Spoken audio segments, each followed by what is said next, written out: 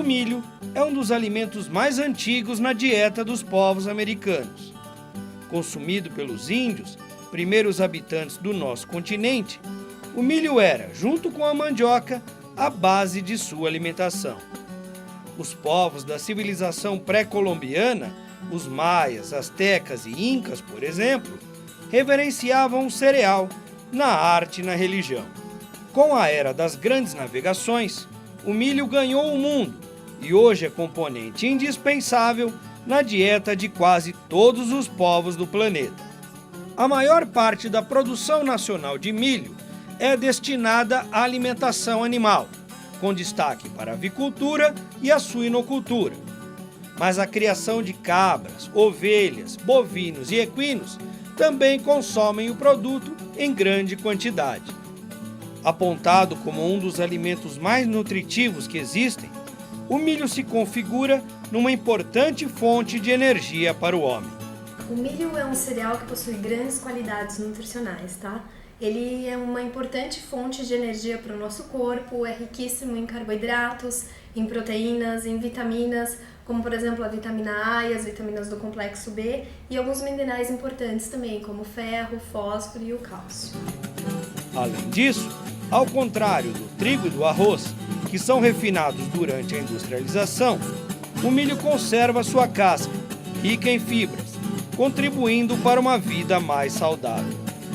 Quando o milho comparado com outros cereais, como por exemplo o trigo e o arroz, que são cereais que passam por um processo de industrialização, então eles são cereais refinados, o milho consegue manter toda uma integridade da casca, né? E é na casca que vão estar as fibras, né? Que vão ser super importantes para o funcionamento do nosso intestino, para a diminuição da absorção dos carboidratos, para ajudar na diminuição do colesterol e até mesmo no tratamento na prevenção de algumas doenças do trato gastrointestinal.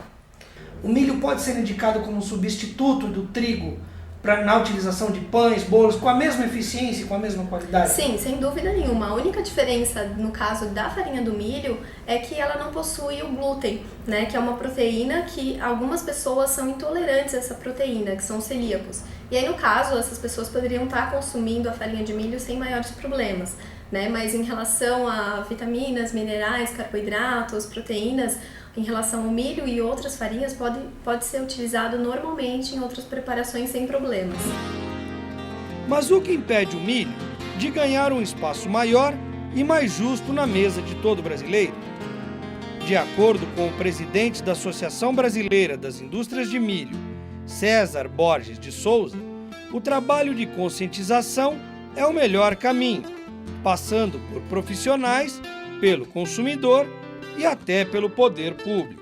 Nós iniciamos um trabalho há aproximadamente 3 anos, denominado Milho é Melhor, e no lançamento desse programa nós tivemos umas 100 e poucas pessoas, uns 50 jornalistas, e isso houve uma grande divulgação, e a ideia desse lançamento é fazer uma campanha na imprensa de divulgação, de resgatar o uso da alimentação humana.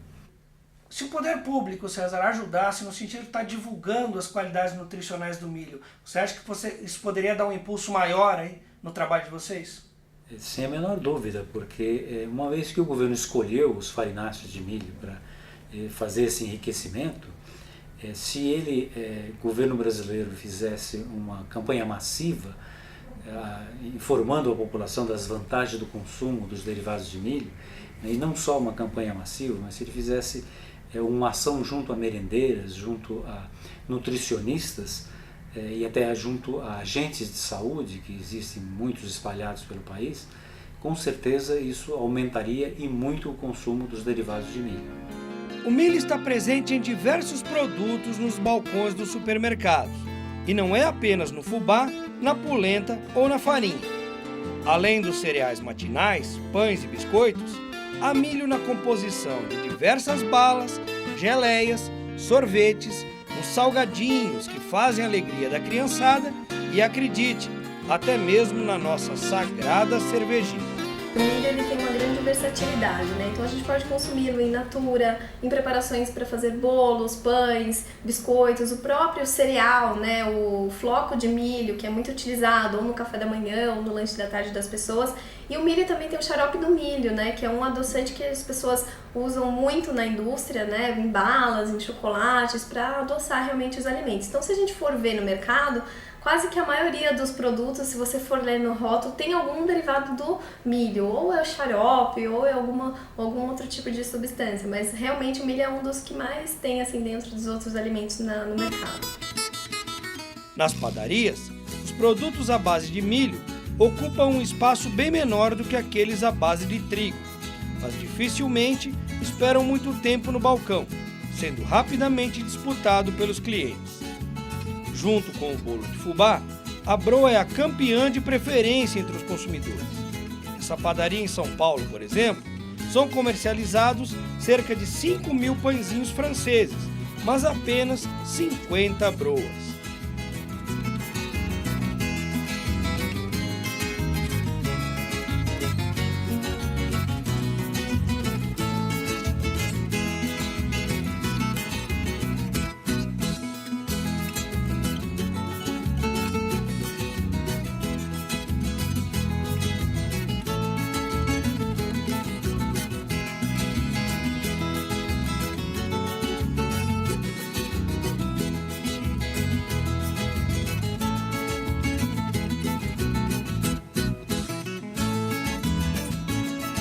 Utiliza alguma coisa de milho, fica gostoso. Eu acho que o problema mesmo vem de hábito, né? Bem de antes. Então os brasileiros, eles têm o hábito de consumir coisas mais refinadas.